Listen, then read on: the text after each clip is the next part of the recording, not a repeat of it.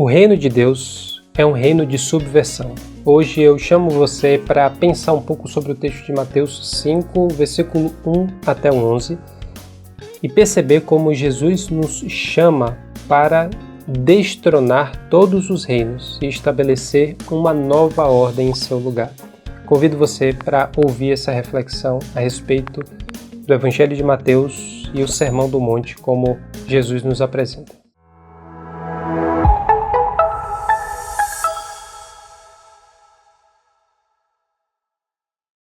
O reino de Deus é um reino de subversão. Eu não sei se você já percebeu, mas o chamado que Jesus faz para os seus discípulos é de subverter a ordem estabelecida e colocar uma nova ordem em seu lugar. Todos nós fomos chamados para destronar reis e estabelecer um só trono. E quando você pensa a respeito da maneira como deve estabelecer essa nova ordem, como deve subverter a ordem estabelecida, você terá muito pouco proveito em estudar a história dos grandes reinos, a história dos grandes impérios, ou mesmo a biografia dos principais personagens que foram importantes para estabelecer os grandes reinos deste mundo. Isso porque a proposta do reino dos céus é completamente diferente da proposta de todos os outros reinos. A pergunta mais importante não é como as coisas são, como as coisas se tornaram naquilo que hoje elas são. A pergunta mais importante é como as coisas devem ser, o que é que de fato vai permanecer. Nessa proposta e nessa maneira de enxergar aquilo que é a nossa vocação como discípulo de Jesus, a gente começa a se deparar com uma realidade que é praticamente impossível de não ser percebida quando a gente abre a Bíblia no Evangelho de Mateus, no Evangelho de Marcos ou de Lucas, ou até mesmo quando a gente lê o Evangelho de João. Naquilo que é a mensagem de Jesus para todos aqueles que o escutaram e para todos aqueles que o escutam hoje, o reino de Deus, ou o reino dos céus, aparece como um grande monumento dentro da narrativa dos evangelhos. Ele veio estabelecer um reino, e esse reino não é um reino que se restringe àquilo que é a realidade individual e ao coração daquele que crê. O reino de Deus nasce de dentro para fora. Deus começa governando quando ele passa a se tornar Senhor sobre a sua vida, mas é tão importante quanto perceber essa realidade e esse princípio no começo do coração humano do reino dos céus, tão importante quanto isso é perceber que esse é um reino que não está restrito à realidade do coração apenas do indivíduo, mas é um reino que deve crescer e dominar sobre todos os outros reinos. Essa é uma realidade que, no momento atual, é invisível na maior parte do tempo, ou na maior parte das condições em que ele se manifesta. O reino se manifesta de uma forma que é praticamente invisível para a maioria das pessoas, e mesmo para nós que estamos dentro desse reino, nós não conseguimos perceber todas as formas como ele se faz presente. Mas chegará o momento em que o conhecimento da glória de Deus preencherá a terra, assim como as águas cobrem o mar. Chegará um momento em que esse reino não só será visível, não só será perceptível, mas será perceptível para todas as pessoas. E não só isso, esse será o único reino que vai prevalecer e que vai permanecer por toda a eternidade. Então, quando a gente pensa naquilo que é o reino de Deus, o reino dos céus, para o qual nós fomos chamados a fazer parte, para o qual Cristo continua chamando para que você faça parte, a gente percebe que esse é um reino que estabelece uma ordem no lugar de todos os outros reinos, subvertendo completamente a ordem que aí está, a maneira como as coisas hoje funcionam. E é dentro dessa perspectiva de reino, e é dentro dessa perspectiva de chamado que eu gostaria que você acompanhasse comigo a leitura do texto de Mateus 5, versículo 1 até o 11. Mateus 5, 1 até 11 começa dizendo o seguinte: Vendo Jesus as multidões, subiu ao monte e assentou-se. Seus discípulos aproximaram-se dele E ele começou a ensiná-los, dizendo: Bem-aventurados os pobres em espírito, porque deles é o reino dos céus. Bem-aventurados os que choram, pois serão consolados. Bem-aventurados os humildes, pois receberão a terra por herança. Bem-aventurados os que têm fome e sede de justiça, pois serão saciados. Bem-aventurados os misericordiosos, pois obterão misericórdia. Bem-aventurados os puros de coração, pois eles verão a Deus. Bem-aventurados os pacificadores, pois serão chamados filhos de Deus. Bem-aventurados os que são perseguidos por causa da justiça, pois deles é o reino dos céus. Bem-aventurados serão vocês quando por minha causa os perseguirem, os insultarem e inventarem todo tipo de calúnia contra vocês. Alegrem-se e regozijem-se, porque grande é a recompensa de vocês nos céus, pois da mesma forma perseguiram os profetas que vieram antes de vocês. Jesus coloca esse chamado para os seus discípulos logo no começo do seu ministério. O texto que a gente acabou de relembrar, o texto que a gente encontra em Mateus capítulo 5, é o começo do Sermão do Monte. E o Sermão do Monte é, na verdade, um manifesto do discipulado. O que é que significa ser um discípulo de Jesus? O que é que significa ser um seguidor de Jesus? E o que eu posso afirmar para você é que ser um seguidor de Jesus não é levantar a mão diante de um apelo e dizer que Jesus Cristo é o Senhor. Porque Paulo, quando vai falar sobre salvação, ele fala que aquele que crê com o coração que Jesus é o Senhor e com a boca confessa que ele ressuscitou dentre os mortos, esse será salvo. A não ser que você entregue completamente a sua fé, a sua convicção e os seus ouvidos às palavras de Jesus e se mantenha fiel àquilo que ele exige de você, você não é um discípulo de Jesus. É apenas aquele que crê e aquele que procura seguir tudo aquilo que Jesus estabeleceu. E quando Jesus vai nos explicar aquilo que é o seu chamado, ele não só nos chama a sermos essas pessoas, discípulos dele, mas também fazermos outros discípulos. E naturalmente, várias questões surgem na nossa mente e no nosso coração quando a gente se pergunta o que significa essa fidelidade, essa aliança radical com a pessoa de Jesus. E Jesus exige esse compromisso radical com ele. E não tem como você responder essas perguntas sem ler o Sermão do Monte. O Sermão do Monte, Mateus 5, 6 e 7, não só é um aspecto importante do ensinamento de Jesus, mas é a pedra fundamental do ensino de Jesus a respeito do reino de Deus. Quando ele começa a ensinar, pelo menos de acordo com o relato de Mateus, ele coloca para a gente essas palavras que a gente leu e que a gente lê na sequência do restante do capítulo 5 e também nos 2 capítulos seguintes sobre o que é o reino dos céus ou o que significa fazer parte do reino dos céus. Por isso, a gente precisa ler, a gente precisa meditar, a gente precisa se comprometer com o que Jesus está colocando aqui. Mas ao longo da história do povo de Deus, ao longo da história dos discípulos de Jesus, a maneira como esse ensino foi lido, como esses 3 capítulos em especial foram lidos, foi muito diversa para pessoas que sinceramente quiseram entender aquilo que Jesus estava ensinando aqui.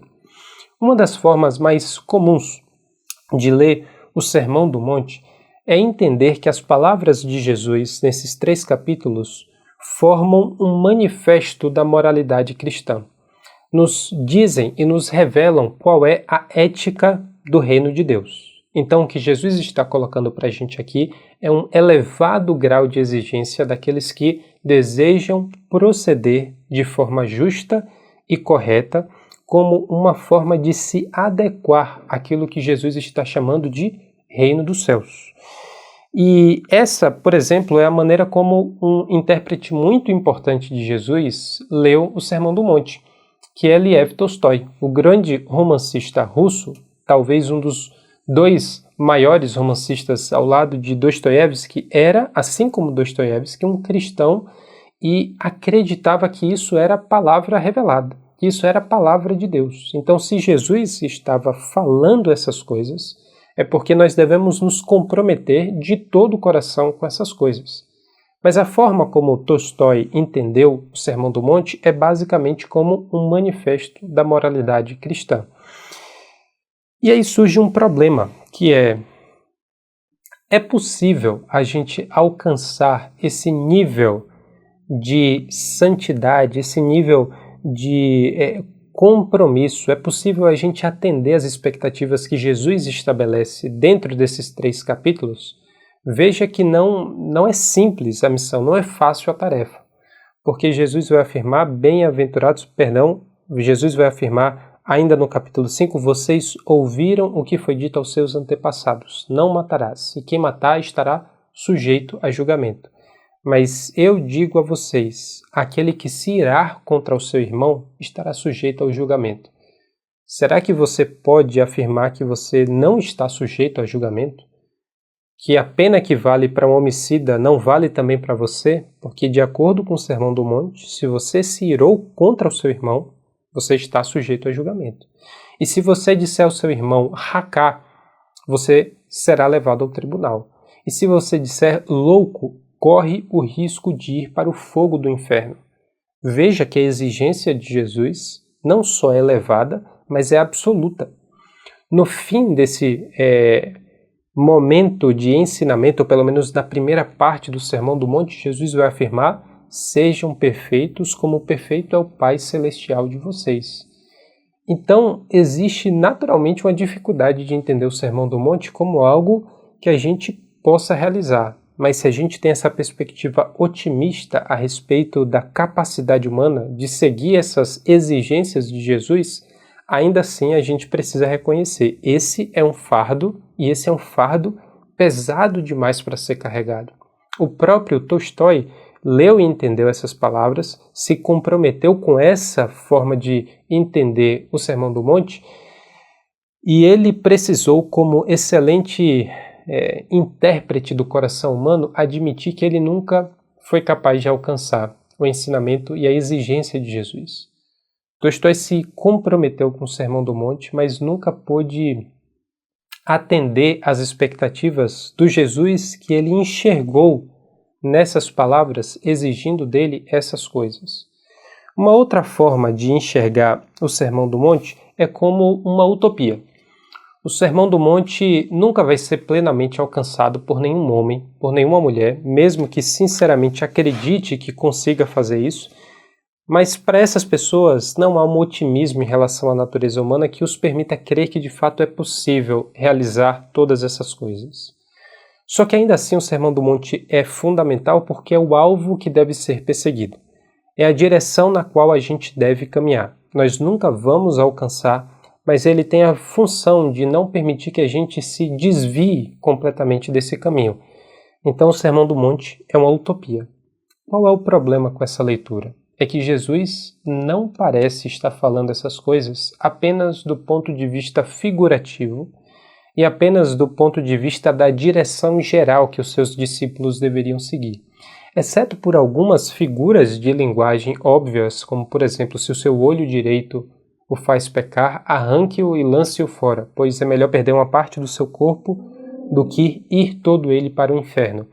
É claro que Jesus está usando uma figura de linguagem nesse momento do seu ensinamento, mas de forma geral, quando ele fala que ele ordena e espera que os seus discípulos sejam perfeitos como perfeito é o Pai Celestial de vocês, o que ele quer dizer é que ele espera que os seus discípulos de fato sejam plenamente perfeitos, assim como o Pai é perfeito. Então, a gente não tem condições de atribuir às palavras de Jesus a função de uma utopia. Essas coisas parecem ter sido ditas por Jesus para serem seguidas da forma como elas se apresentam. Existe uma terceira alternativa. Existe uma maneira diferente de ler o Sermão do Monte. O Sermão do Monte é uma forma de vida nova para um novo reino que estava sendo estabelecido a partir de Jesus. O Sermão do Monte é uma nova forma de vida para um novo tipo de reino. O que Jesus está colocando aqui não seria simplesmente uma exigência ética e moral. Não seria simplesmente uma utopia que iria estabelecer o alvo a ser seguido, mas seria a manifestação de um outro tipo de vida que não existia até o momento da vinda de Jesus, até o momento da vida de Jesus. O Sermão do Monte revela para a gente algo que nós não poderíamos saber, nós não poderíamos conhecer e muito menos, nós nunca poderíamos experimentar essa vida que Jesus estava falando se ele primeiro não gerasse essa vida em nosso coração. E isso não é algo novo simplesmente do ponto de vista histórico, do ponto de vista do estabelecimento de uma nova ordem social, uma nova ideologia, uma nova cultura, uma outra escola de pensamento. Não, é algo completamente diferente e completamente novo, porque é uma forma de vida que Jesus estava soprando com a sua capacidade de criador de fazer surgir novas criaturas a partir do seu chamado, a partir do seu ministério, da sua morte e da sua ressurreição. Então, dentro dessa perspectiva, nós temos uma nova forma de vida para um novo tipo de reino. E Jesus chega a um momento de falar coisas que atendem uma expectativa que já era uma expectativa nutrida há muitos anos no meio do povo judeu. O contexto histórico dos ouvintes originais de Jesus, e veja que o Sermão do Monte primeiro foi uma palavra falada e não uma palavra escrita, a fala de Jesus encontrou ouvidos que estavam profundamente necessitados e com uma expectativa muito elevada de libertação. Salvação, essa palavra que a gente encontra em quase todas as páginas do Novo Testamento, era aquilo que eles mais esperavam. Por quê? Porque Deus havia constituído Israel primeiro a partir de um ato de salvação. Deus havia resgatado esse povo do cativeiro em que eles estavam no Egito, levam para o deserto e nesse período de peregrinação Deus dá a lei para o povo, estabelece uma aliança com o povo e aí o povo entra na terra prometida. Existem várias fases diferentes até que chega o período da monarquia. Deus estabelece um reino, primeiro por meio de Saul, e esse reino chega ao seu auge por meio do rei Davi, e depois, no auge da sua prosperidade, com o reino de Salomão. E logo depois, na geração seguinte, nós já temos a divisão do reino de Israel entre o reino do norte, com as 10 tribos, e o reino do sul, principalmente representado pela própria tribo de Judá. Só que essa divisão leva a uma fragmentação e a um enfraquecimento, primeiro do reino do norte, que vem e é levado pelo Império Assírio, e nunca mais o reino do norte se reestabelece enquanto reino. E o reino de Judá depois é levado para o cativeiro por meio da Babilônia. Esse período de cativeiro da Babilônia chega ao fim, mas vários povos pagãos se sucedem nesse processo de estabelecer um reino sobre Israel, ou sobre Judá. O reino de Judá nunca mais é livre até que chega um breve momento de liberdade por meio da revolta dos Macabeus, mas dura pouco, apenas 100 anos, aproximadamente 100 anos. Novamente eles são dominados por outros povos pagãos até que a gente chega no período do Novo Testamento e vê que Roma é o império que está estabelecendo domínio sobre os judeus. Então o que essas pessoas mais esperavam é: quando é que Deus vai trazer libertação?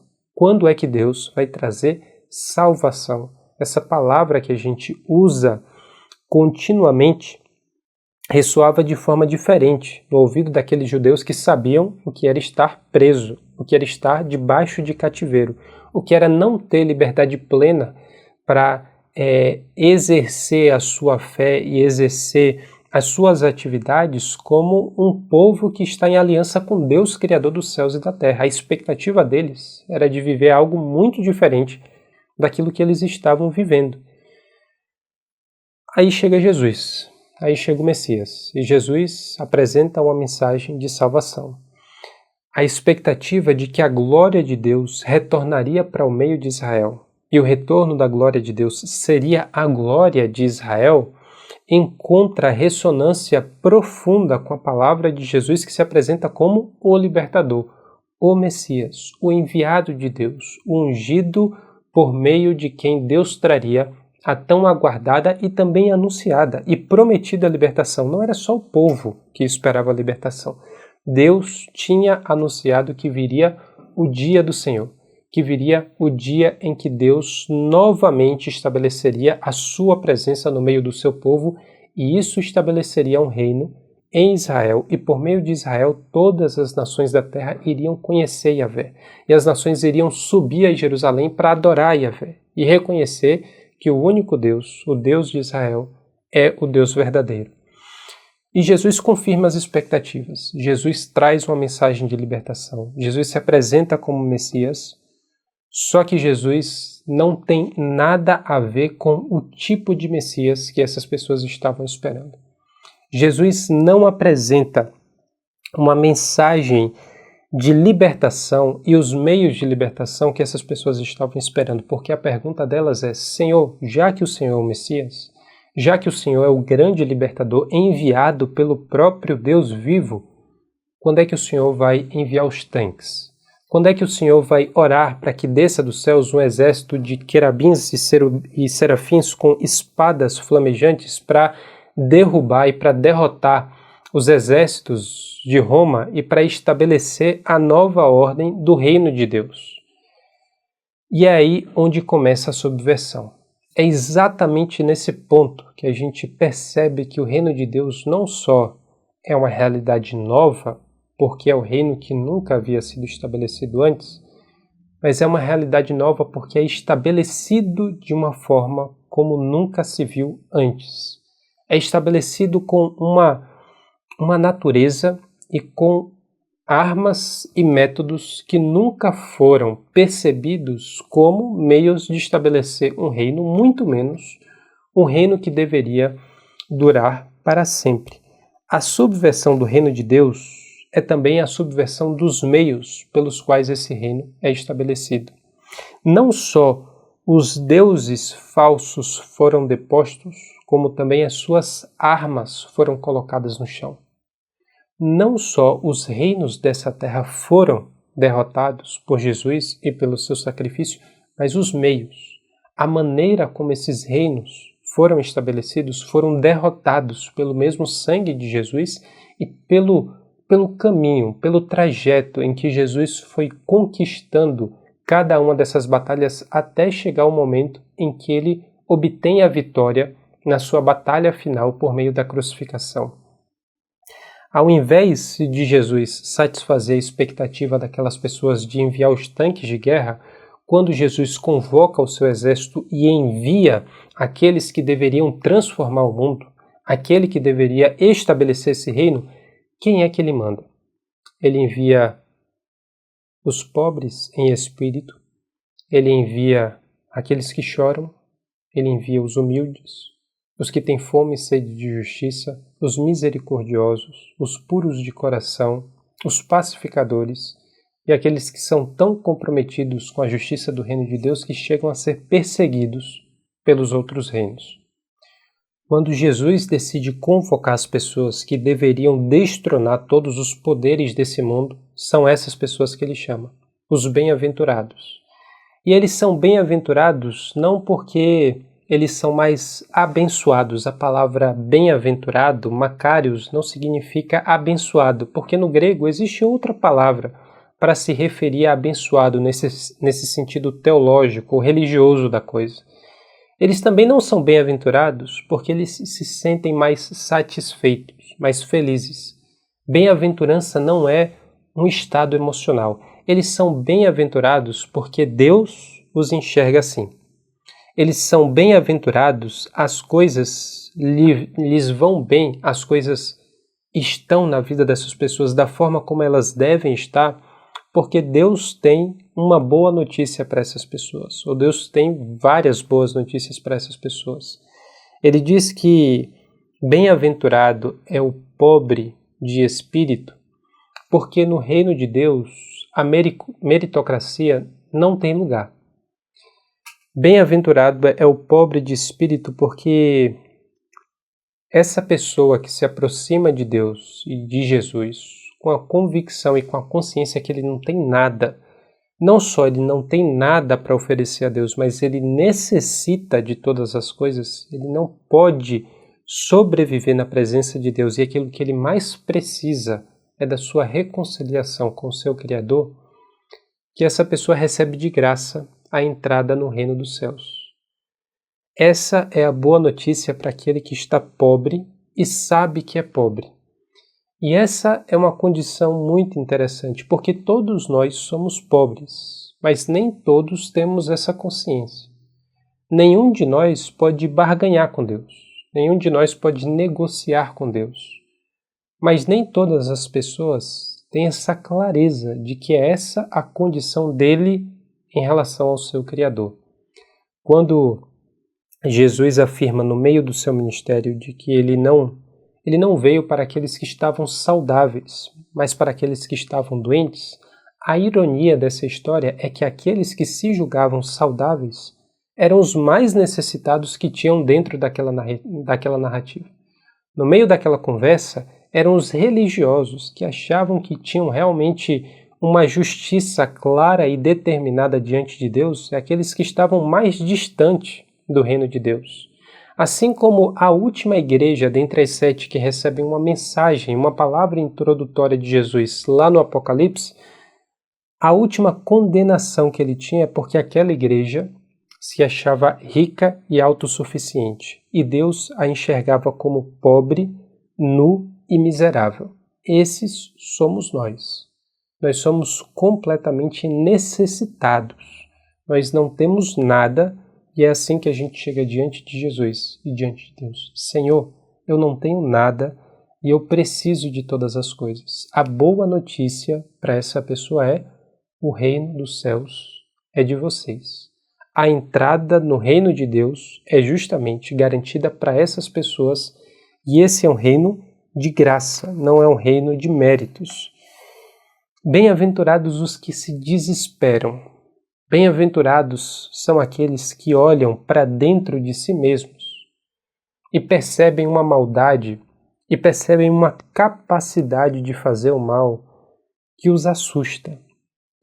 E percebe o fato de que ele é uma pessoa muito mais egoísta, uma pessoa muito mais violenta, uma pessoa muito mais imoral do que ela mesma acredita a respeito de si mesma na maior parte do tempo.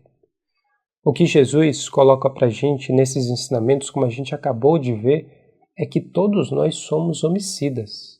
Nós somos dignos de sermos julgados como assassinos. Todos nós podemos ser condenados do pecado do adultério, porque ainda que nós não tenhamos cometido esse pecado com o nosso corpo, certamente Deus pode apontar o dedo e dizer que nós cometemos com o nosso coração. Todos nós cometemos o pecado de odiar as pessoas que Deus afirma que nós temos a obrigação de amar. Aquilo que Jesus está colocando para a gente é um mínimo de transparência, de clareza e de objetividade a olhar para dentro de si. Vai levar você a chorar. Vai levar você a sentir o peso do seu pecado. E mais do que isso, a sentir o peso do pecado que existe no mundo. A sentir as consequências que o pecado dos outros tem sobre os inocentes, sobre os vulneráveis, aqueles que não tinham qualquer condição ou qualquer culpa é quem recebe as consequências da maldade que nós colocamos no mundo. Por isso que são bem-aventurados os que choram, essas pessoas que sabem que são más, essas pessoas que sabem que fizeram o que é mal, essas pessoas que olham para o mal do mundo e estão inconsoláveis. A boa notícia é: Deus irá consolá-lo.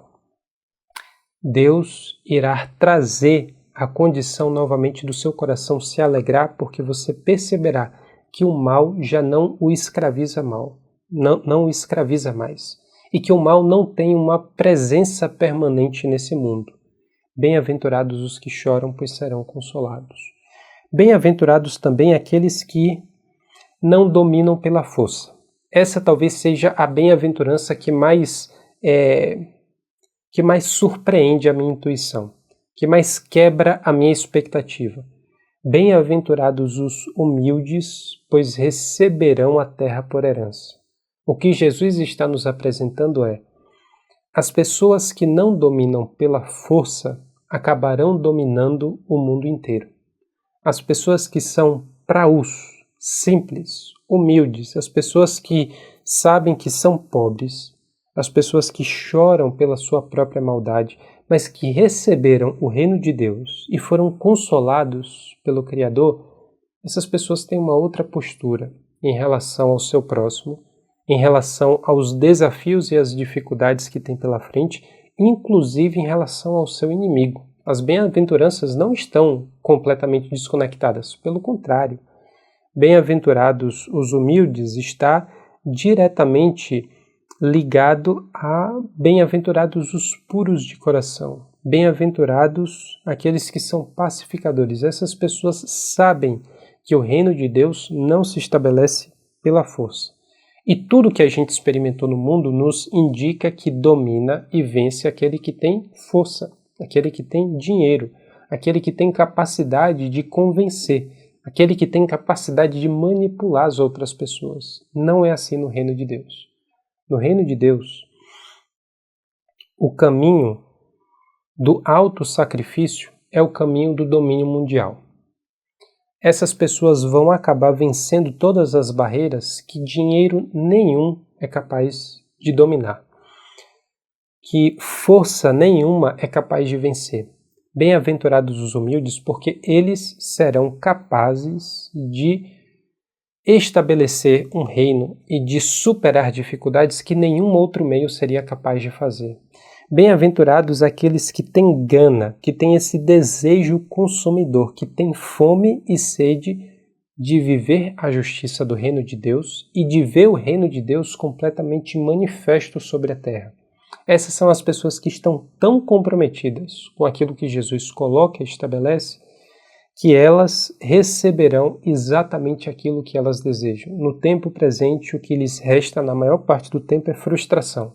É não ver a sua ação e a sua dedicação obtendo os resultados que ele tanto espera ver e enxergar na vida dos outros. A forma da justiça do reino de Deus muitas vezes é sobreposta e é dominada pelas justiças do reino desse mundo. Mas Jesus faz essa afirmação de uma forma muito clara e categórica. Bem-aventurados os que têm fome e sede de justiça, os que querem viver a justiça do reino de Deus e querem ver o reino de Deus estabelecido sobre a terra, porque serão saciados. Essas coisas vão acontecer. E quando a gente olha para essas 4 primeiras bem-aventuranças, a gente percebe que o começo do ensino de Jesus nos mostra que esse é um reino de graça. Esse não é um reino conquistado pela força ou pelo mérito. E esse é um reino de graça que antecipa o céu no tempo presente.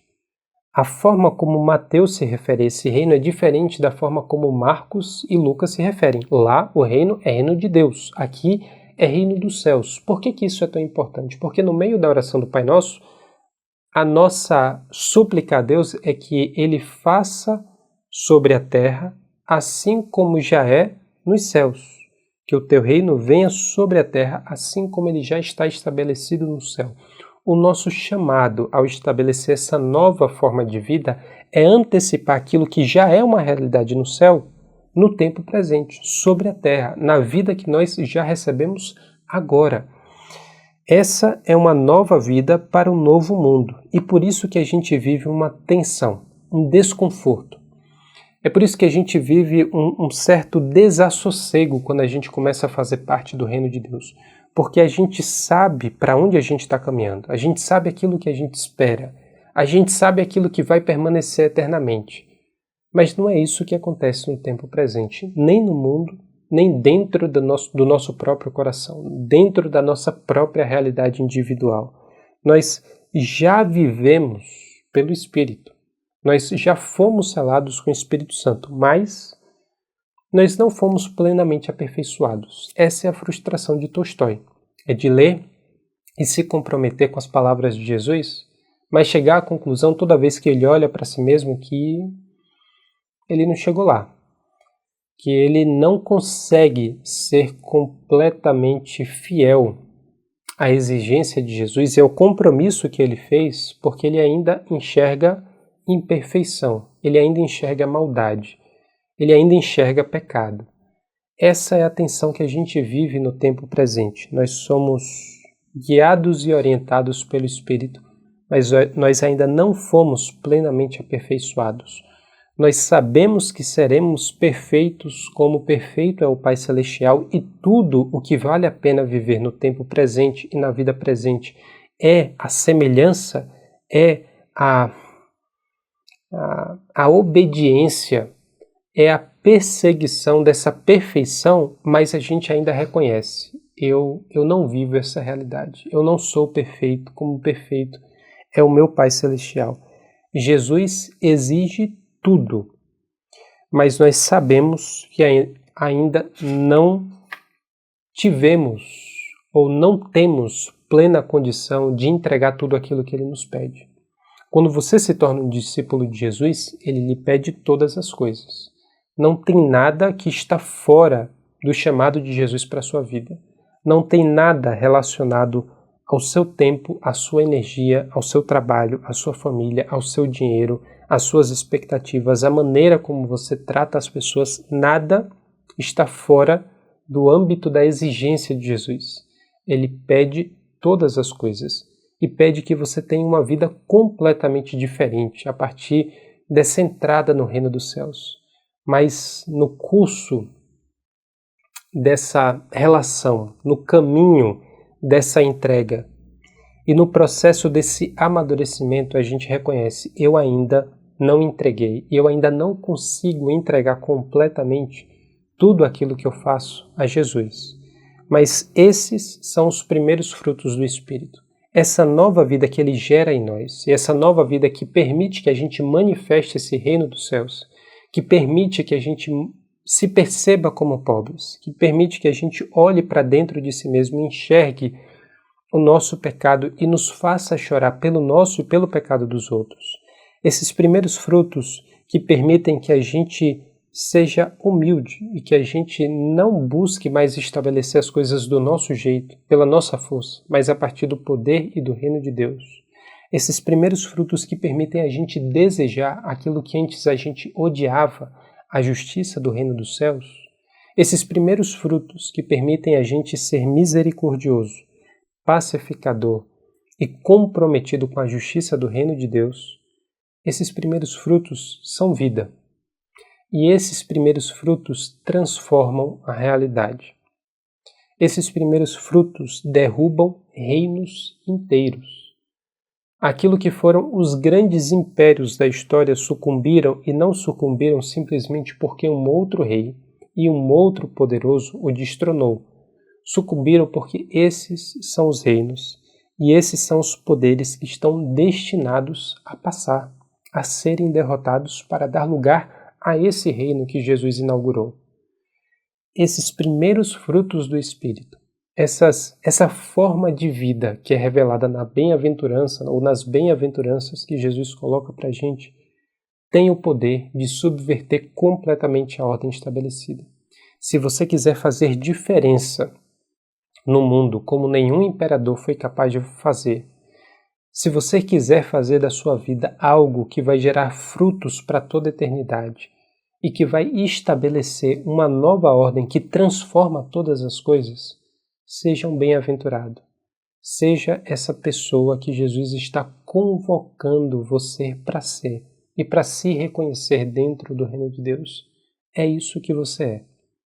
É isso que você precisa ser. É isso que Jesus nos chama como discípulos dele para fazer no tempo presente. Nós somos chamados para derrotar completamente os reinos e os meios dos reinos dessa terra e estabelecer um novo reino e uma nova ordem. Foi Jesus quem fez isso, foi Jesus quem derrotou a morte e somos nós que continuamos destronando esses reinos, porque nós somos como Jesus. Jesus realizou a obra e pessoas como Jesus é e foi durante o seu ministério, é quem continuam realizando essa obra no tempo presente. Por isso, o meu convite para você é de ser esse dissidente, é de ser essa pessoa que promove uma completa subversão do mundo e da ordem estabelecida. Essa palavra que muitas vezes tem uma conotação negativa, assume um novo significado no reino de Deus. E se você realmente quer fazer grande diferença no mundo e transformar a realidade, seja pobre de espírito, seja humilde, seja pacificador. Essas coisas fazem e têm poder que nenhuma outra arma e nenhum outro método tem capaz de transformar a realidade.